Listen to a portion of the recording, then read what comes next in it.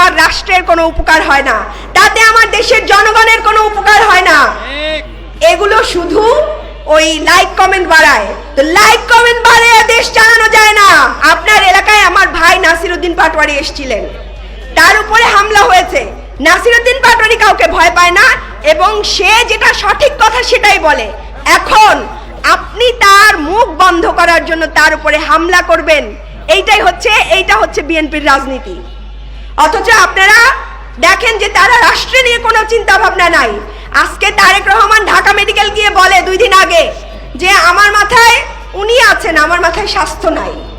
তো একটা দেশের প্রধানমন্ত্রী যিনি এরকম এইসব কথা বলে কি করে, এই যে পোলাপানের একটু শেয়ার নেয়, একটু পোলাপান খুব মজা পায় যে বউকে কত ভালোবাসে।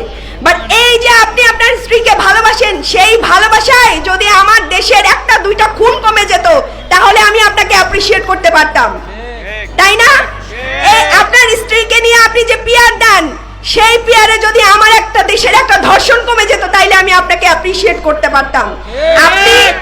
আপনি কত ভালো আছেন স্ত্রীকে নিয়ে, সন্তানকে নিয়ে, তাতে আমার রাষ্ট্রের কোনো উপকার হয় না, তাতে আমার দেশের জনগণের কোনো উপকার হয় না। এগুলো শুধু ওই লাইক কমেন্ট বাড়ায়। তো লাইক কমেন্ট বাড়ায় দেশ চালানো যায় না।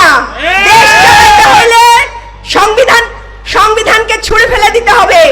দেশ চালাইতে হলে জুলাই সনদের যে আকাঙ্ক্ষা ছিল সেই আকাঙ্ক্ষা বাস্তবায়ন করতে হবে।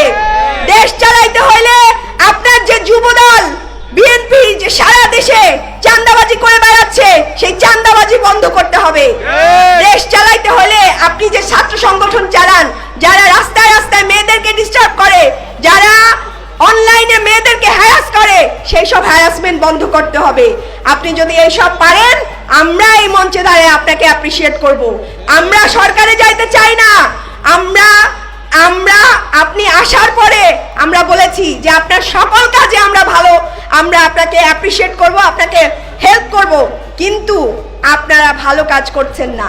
আপনারা কোনো জায়গায় ছাত্রদল বিএনপির চাঁদাবাজি বন্ধ করতে পারেন নাই, কোনো জায়গায় তাদের সন্ত্রাসী কার্যক্রম বন্ধ করতে পারেন নাই।